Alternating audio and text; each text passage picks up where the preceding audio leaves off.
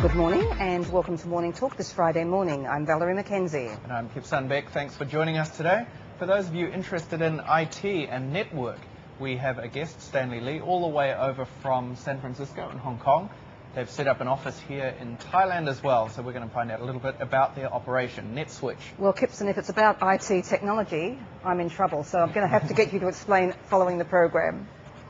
Also coming up in today's show, it used to be Amazing Thailand, then we became something else, but now we're going back to one of the most successful campaigns that Thailand has had promoting tourism, Amazing Thailand Part 2, The Revenge of the Amazing. I think it's going to be a winner because it has been in the past, and I think people know us for that, so I'm actually pleased, even though it might be second time around. You're also going to be interviewing a very good friend of mine, Nikki, from Grand Monte Wines. Well, I understand you're a very good friend of the father, Kun Wisut, Yes, indeed. from Grand Monte. Now, she's been studying over in Australia 2 years through her 4-year degree, I understand, and she's going to be telling us a little bit about what it's like learning about wine in Adelaide. Also, Momay is going to be bringing us weekend highlights, and there's many things to do this weekend.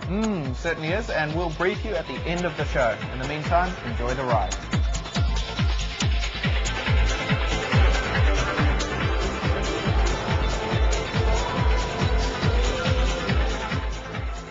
Well, certainly here in Thailand, IT is becoming an increasingly important issue.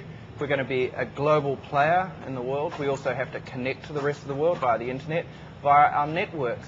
But how safe are those networks? Well, our next guest today is going to tell us all about his company that specializes in sorting out networks for all of you big Thai corporates out there. Stanley Lee, the CEO of Netswitch Technology Management.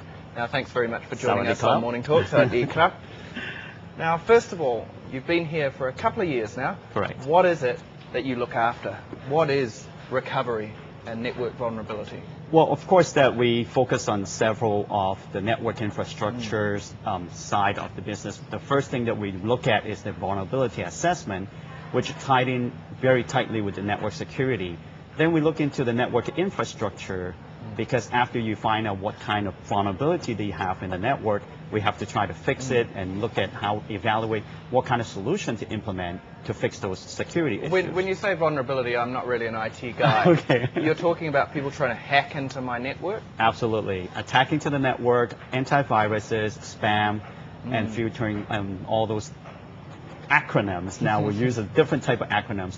Basically, it's doing the same thing. It's just basically making sure the network is secure, that you don't want to leak out any confidential information to the outside party. So what we do is try to protect that but before we can protect it, we're going to find out what are we dealing with, what are the size of the problem, what kind of problem we deal with. So vulnerability assessment is basically doing the assessment of the network. That's like the first step, That's telling the us first step. where all the holes are. Absolutely. And then the next step, you guys have software. We actually don't do softwares ourselves, but what we do is we look at different various of open source platforms, like Linux type of OS platforms out there.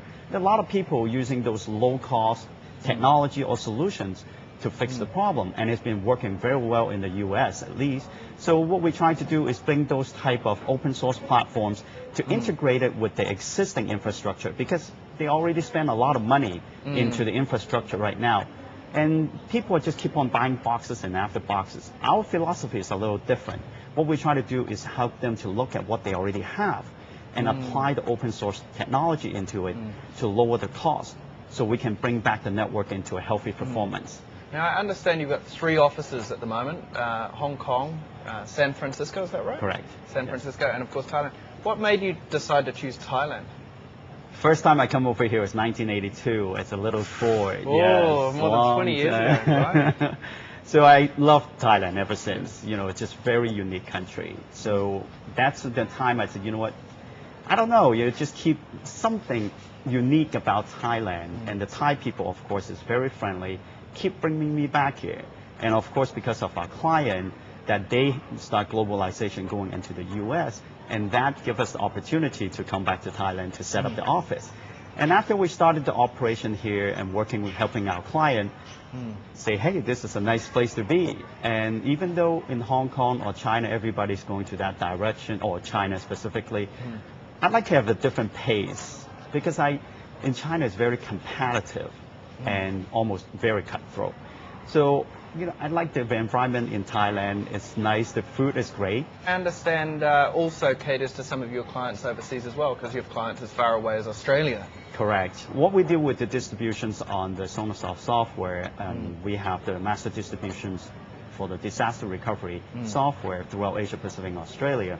What we're trying to do is set up the support center in Thailand, because what we know, there's a lot of talent in IT as the more the technical people that willing to learn the Thailand government set up the software park. So the initiative is there. It just need lack of the experience like we have back in the U.S. So, but the people, the skill set, it just needs to be polished in a sense. So what we're trying to do is help these people to polish their skills and make it into more business environment and more professional, like what we're doing in the U.S., so to speak. Yes. But I think it's just that we need to make them more of the business oriented and then have an objective towards it, towards whatever they do. And from there, we help out to support the rest of the Asia Pacific and Australia and New Zealand, of course.